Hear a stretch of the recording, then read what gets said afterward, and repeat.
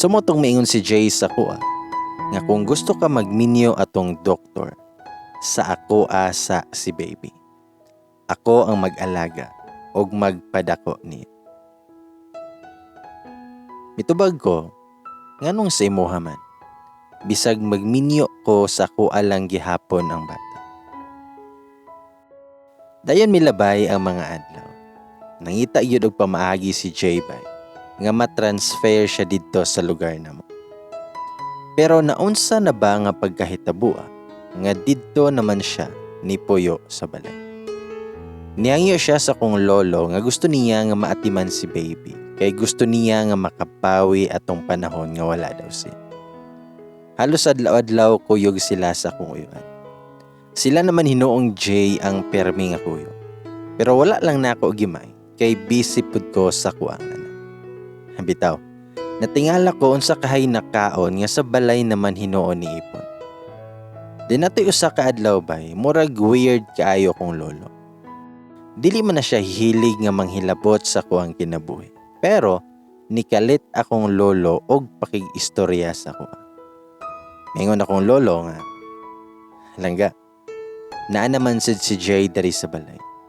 Amahan sa imuhang anak. Basin magka-okay na di ay mo. Isa pa, tigulang nabi ako. Mas maayo man nga naa si Jay nga makapuli diri. Kay kaila man pud ko anang bata na dili man na pugoy.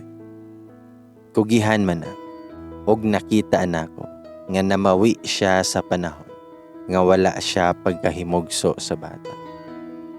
Kaila ko anong pamilya halangga, ug wala kayo na sila ilabad. Mga puutan.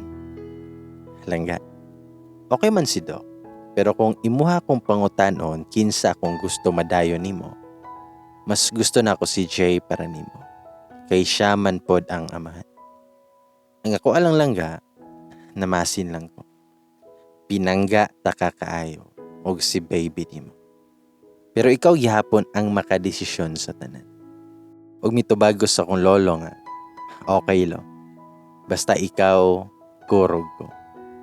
Sabay katawa sa iya. Kanang wala ragod na ako pod giseryoso kong lolo. Kay naanad na pod na siya sa kuha nga sige ra kog joke. Og hangtod, ni balik na pod ko og eskwela sa college. Related ay sa business sa kong kurso. Ug natoy higayon nga nagabin-an ko kay naa may groupings. Og nagkataon pod nga si Doc ang naghatod sa kuha kay gi-invite man lagi ko og dinner. Ug pagsulod nako sa balay, mata pa si Jay. Pag-abri na ko suportahan, naglingkod siya sa sala. Umingon siya nga, nabdi ay estudyante nga hapit na alas 11 muli. Huna-huna pod nga naa kay anak. Mitubag ko nga, pasensya kayo. Namanggod ko'y giapas nga mahuman nga project. Sabay na ako akong kagrupo. Then gusto man ni Doc nga makig-dinner. Tapos nitawag pud ko sa yaya giniha nga basin madugay ko pag-uli. Tiningon si Jay nga, dili day pwede nga ugma na humanon ang project nimo. Mitubag ko nga, i-submit naman good asap. Then naputoy higayon nga taod-taod na siguro to siya nga nagpuyo sa balay. Pagkaugma ato kay Sabado man to siya, natingala ko nga nung wala na siya ni sayo og bangon. Kay kadlawon manggod sa Sabado, muuli na siya sa ilaha. Tapos pagka Sunday, mobalik na yun. Pero, dili daw siya muuli kay naa daw siya i-attend nga kasal, nga kauban niya sa trabaho. Sa moto nga nag-grocery ko sa mga kailangan ni baby. Dayon na nawag man si Doc nga mag-dinner na po daw mi. Susugot na lang po ko. Hangtod mga past 9 na sa gabi, nahatod na ko ni Doc. Perte na kong kurata kay si Jay naa na sa gawas naglingkod og suko kayo ang itsura. Una-una na ako, murag patay jud ko ani kay ihawon jud ko ani buhi. Bitaw murag true. Murag naay kami kay magsuko-suko siya. Wala biyan ako gipasagdaan akong baby kung nakig-date man ko. Normal raman pod siguro. Isa pa, na may yaya og time to time gina-check na ako ang anak. So wala lang na ako ipansin. Wala ako itingog kay wala man pod siya itingog. Nisaka din ko sa kwarto nako kay naligo. Tapos nag-prepare na ako sa bottles ni baby ug gisaka na ako sa kwarto. Nara po dito si Jay sulod na sa kwarto sa bata. Nagkulikot siyahang phone. Murag nakainom yata siya gikan kay nanimaho man og ilim na. Sulingon ko niya nga ako na lang sa ang mag-alaga kay baby kay nakainom ka. Mitubag siya nga naman di ay og nakainom. Dili na di ay makatiman. Basig ikaw ang gikapoy kay gikan kag date. Ug ako siyang giingnan nga funny kay ka. Ngano man i-appeal nimo ang issue sa pakig-date nako. Ug ana siya nga ug i-appeal nako dili day pwede. Pinasinghag pa siya. Moto mitubag ko nga pag hinay pod si mong tingo, makamata ang bata. Isa pa, dili ko gusto gaway. Tapos kanusa man ka na concern sa kong love life. Nga wala biya ti kahilabte si mong love life. I'm single and ready to mingle. Tubag din siya nga, single si mong mata. O gusto day ko manghilabot sa love life nimo. Kay mabad trip ko.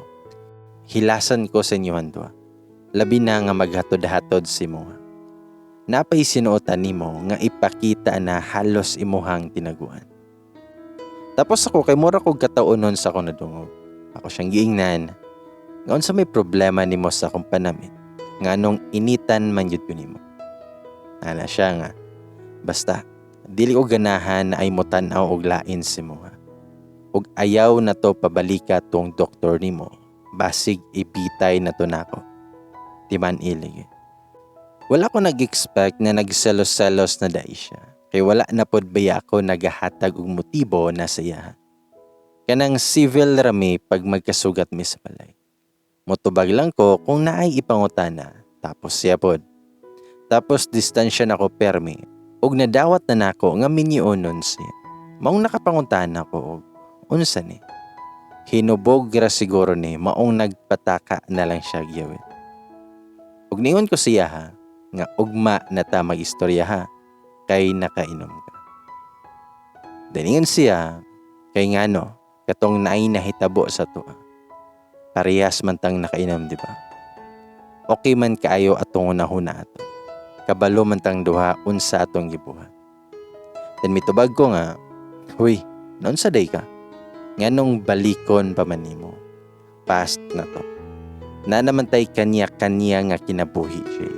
Basig nakalimot ka nga minyuono na pud ka. Ayaw ko kontrolaon sa kong buhaton sa kong kinabuhi. Kay na-remember na ako na anakan ra ko nimo. Pero wala tay relasyon be. Mugawas na unta ako, pero gigunitan ko niya. Gisirado niya balik ang portahan. Ana siya nga times up. Kadjot lang. Wala pa ko naman. Motong ako siyang giingnan nga unsa pa man ang isulti nimo para magkaliwanagan na ta ug mahuman na dayon. Dinana siya nga wala day gihapon tay relasyon bisag na natay na. Unsa day to? One night stand lang sa una. Kadaghan biata nga sigig uban. Happy to be at tutuig. Wala lang daytoy meaning. Ayaw sigig patakag yawit nga mura gihapon kag bata nga walay po. Ug gusto lang ko makabalo ka nga mingaw na kay Cosimo. Dili na nako kaya nga pugngan akong selos. Ug gusto lang ko nga makabalo ka nga mingaw na kay Cosimo. Dili na nako kayang pugngan akong selos. Dayon gigakos ko ni. Sabay iya akong gikisan. Diyos ko Lord, maayo na lang gani, kay naka-toothbrush na ko ato. Dayon ako, kay wala naman pud ko control sa pangita ko. Dili pud na ako madinay nga grabe na nakong kamingaw pud siya. Pero grabe na nakong pugo nga dili mahalata. Nagsugod na pud ang pagka-wild niya. Kanang nitulo na pud akong luha. Kay wala akong nakasabot sa kalipay ba or nagdrama lang yun ko atong orasa. Gipahiran niya akong luha tapos naingon siya nga sorry, ayaw kabalakan na anak ko Ang kamingaw namong duha atong gabi una natambalan rayo. Perte yun namong kapuya pagkahuman. Pagkabuntag, nagkagakos ragyapon ming duha nga nagmata. Kaya akong anak na mo kaw na. Gipadade na ako, tapos gilisan og diaper. Human kinag-CR ko kay nag-shower. Taod na nokto kay kahio na daw siya. Anak ko nga kadyot lang, kay wala pa ko naman. Pero namugos gid siya. Hastang sa baa kay sigig panokto. Nya basig makamata ang pikas kwarto. Mao di ay, kay naa na po di ay siya giplano pagkahuman og ihi. Kay giganahan na po siya, kay pag-ora ba kong ligo. Niandar na pod ang pagkamanyakis lagi. Basta kay wala na ko'y laing gunahon na atubay. Kundili, magtagbaw sa mesa among kaminga. Bahala na unsay sunod may tabo. Sa una hunaan ako, total kaslo naman pod siya. Bisag karon lang gud. Bisag gamay lang ang panahon nga malipay ko. Pasayloon lang unta ko sa kung sala na pod nga nabuhat. Dako na kay ko og sala sa uyab ni Jay. Tinod niya gwapang uyab niya, kay gipakita man sa kuha ni May ang picture. Kamayon nga babae, basta maamo kayo ang naw. Basta gwapa siya. Pag humanamog pamahaw, niingon din siya nga manlakaw may uban si baby. Niya tumi sa mall, ug ana siya nga nami hapitan. Gidala ko niya sa mga nagklase-klase nga mga alahas. Ug ana ko nga mag-unsa man ta dere, nga wala man ko'y balak mamalit ani. Namiana siya nga pagsukod lang diha. Basin na ay masigo sa tong duha. Nga ko nga, nganong ato amang duha para asa. So nabitin ko sa tubag niya kay ambot pod. Akong anak ato sige pod og hila. Gamaoy og daman. Motong anak si Jay nga mangadto sa mi og kananan kay basin si baby gigutom na po. Og mag-lunch na lang pod mi. Sumaw gyud to ako na remember nga sa Pizza Hut mi nangaon kay hilig man lagi kog pizza. Dinungutan ako niya nga kumustan man mo si mohang uyab. Mitubag siya nga okay raman siya. Anak ko nga okay raman di ay. Nganong nagpa-as if man ka kunuhay nga palitan ko og singsing. Mitubag siya nga ayaw na gud diha pati-kati ko. Dili pa day klaro si mo. Nga gusto nako nga magpakasal na tangdo. Ug ako siyang giinan paghilom oy. Unsa na pod ni? Gipustahan na pod ko ninyo. Pero deep inside haba ng hair kayo ko. Gikilig ko oy. Gipugan ra nako akong katawa to nga time. Wag mo na ni nga time nga gisay-say niya tanan. Ingon siya nga seryoso ko may magpakasal na ta. Family naman ta. Kita man dapat ang mangninyo. Dili kamo ni Doc og dili pod kami sa kuang uyab. Nanatay anak. Tanawa gud natong anak nga happy kaayo nga naa siya'y mama ug papa. Nangarap man pud siguro ka nga buo nga pamilya. Kay maong po na akong gusto. Maging buota. Mao man ni ang dapat buhaton nako. Dapat kato paunta ning nabuntis ka na akong gibuhat. Naminaw lang jud ko sa iya. Kung padayon siya ingon na nga about sa girlfriend na ako. Nagbulag na mi since nipuyo na ko sa inyo. Gipasabot na ko sa iya nga kailangan og buo nga pamilya akong anak. Oo. Kabalo ko nga sobra kasakit akong gibuhat. Gipaasa pa na ako siya nga siya ako minyuan. Tanan gidawat niya. Apil ako mga sayop. Dili ko deserving sa iyahang gugma. Mas makasala ko kung nagpakasal nami. Tapos kamo gyud akong gusto unungan. Gipasabot na ako nga kamo dapat akong panindigan. Gistorya na pud nako sa iya nga love di ay taka. Sukad paghawa nimo didto, apektado na kay ko sa tanan. Nasakitan ko kay napasakitan ta kapag-ayo. Mong sorry kaayo. Sa panahon nga gusto man ko nga pangitaon ta mo, ug mosunod dire. Pero kailangan pa nakong ayuson akong sarili. Kailangan pa nako nga muhuman og eskwela para makatrabaho ug naay ikasuporta sa inyo. Tinuod nga gitry na ako nga maging okay mi sa akong girlfriend. Nagbakasyon siya. Dili na nako ma-feel ang dati. Lahi na akong feelings siya. Pero ginastalk ti ka sa Facebook. Ug pag makita ti ka, gusto na nako nga makita ta mo ni baby. Gusto na kaayo nako nga mag-send request sa Facebook. O gusto na kayo ta kay chat para man lang maka-video call na ta mo. Pero mahadlo ko basin i-block ko nimo. Og dili na noon ko makita pag-usab sa mga pictures ninyo ni baby. Mawala ko nagduduha nga gihangyo og namugos kay May nga mosabay dire. Ipasabot na ko si May nga kailangan og amahan akong baby. Og unta masabtan ko niya. Grabe akong hangyo kung pwede palang muluhod nako. Lisod kaayo patug-anon kung asa mo nagpuyo. Sumotong gihangyo na sila ni mama kung asa mo dapit. Pero dili niya isulti bisan pag nalain akong kinikanan siya. Gusto pod ligi nila unta nga makita ilahang apo. Pero grabe. Isag-usan og puga dili masulti kung asa mo. Dan kitong sa pagbalik na to kita. Dili na ko masabtan.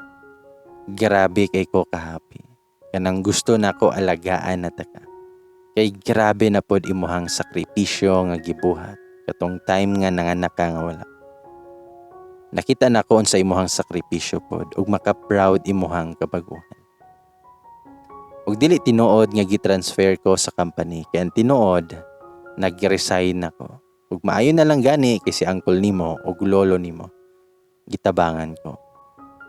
Ug si lolo nimo kay gipasa na niya sa kuha ang ubang negosyo. Total ako man daw ang amahan. Og istoryahan ako sila about sa kung plano nga makigminyo nimo. Lipay kay sila sa desisyon nako. Tapos dili tinuod nga nag-attend kog kasal. Ngadto ko ato sa mall kay nagtanaw kog singsi. Pag uli na ako pagkahapon, nilakaw ka. Unya ni balaan ako sa yaya sa bata. Nga nakig-date na ka sa doktor. Kinsa may dili mabadtripan na.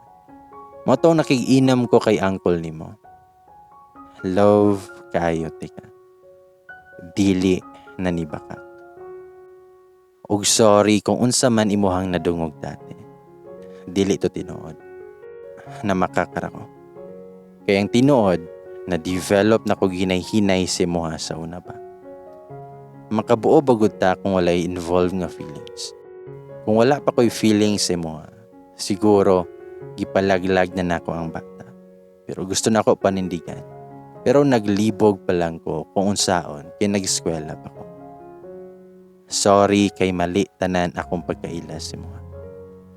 Dili tinuod nga pakawala ka. Kay dili na nako mabakak ang tinuod. Nga ako ang lalaki nga nakauna si muha. Og sorry kaayo sa tanan nga sakit nga mga words sa una. Kung kabalo pa lang ka kung unsa nako to gibasulan tanan. Gitorture nako kong sarili. Hapit na pod ko nag-suicide pagkawala nimo. Hapit na ko nga dili makaya ang tanan. Pero nagunahon na ako kay baby. Nakatatak sa isip na ako. Magkita gihapon ta og balik. Naray tama nga panahon kanang kaya na tamo ipaglaban. Og ikapanghinambog na taka. Nga ikaw ang babae nga gilove nako kayo. Sa imo ako nagkuha og lakas og kay baby. Nga nagporsige og makahuman sa pag-eskwela. Bisag hapit na ko mo give up atong panahona. Kay nawala man ka. Sa moto nga wala na ko nahurot ang among pizza nga gi-order. Kay nawad-an ako gana. Mas nabusog na ko siyahang mga istorya. Motong na-touch kay ko siyahang confession nga worth it man gyud di ay tanan akong sakripisyo. Dili man tama ang paraan nga giakit na ko siya sa una. Pero what if wala ako nag-effort siya? Mapansin ka ako niya. Tinuod man dako kog nabuhat nga sayop siyang ex. Kay kung wala na ko giakit si Jay, siguro wala ko nabuntis. Og siguro sila gihapon. Nag-effort ko nga makontak na ko ang ex ni Jay para mangayo og pasaylo pero dili na siya makontak. Si Muha Ma'am El, pasaylo ako. Kabalo ko nga dili nimo ni madunggan pero manghinaot ko nga mabalaan nimo akong pagpangayo og pasaylo. Kabalo ko nga minyo nakakaron pero gusto lang gihapon ako mangayo og pasaylo. I'm sorry sa tanan. Sa akong BFF nga si May, I love you best. Kabalo ka na. Salamat sa tanang support. Kasala po day mi ni Jay, pila na kay years. Dili man perfect among kaminyoon. Nagihapoy away. Pero part na gina siya sa kaminyoon. Labi nagsiloso kayo kung bana. Dugay kayo na ko no human akong college. Kay nabuntis kog kaduha. Kay gisunod-sunod man. Og tulo na po mo ang anak karon. Ito man yun ni Jay iyang giingon nga alagaan og panggaon ko niya. Og katong laptop niya nga nadaogan sa pusta, nadaot na siya. Pero hangtod karon, gitago na ko kay mao na lang silbi nga remembrance nga nung nagkakami. Sa mga batanon di ay palihog ayon ni sunduga nga akong kaagi kay dili ta parehas og kapalaran. Ug dili ta nang laki mo balik gihapon sa nabuntisan. Ug diri na lang ko kutubay gamay. Daghang salamat sa pagbasa. Mag-abang ra ko ani permi. Ladies and boys, sana all magka-love life tungod sa laptop. Doon ang tagingon. Sana all.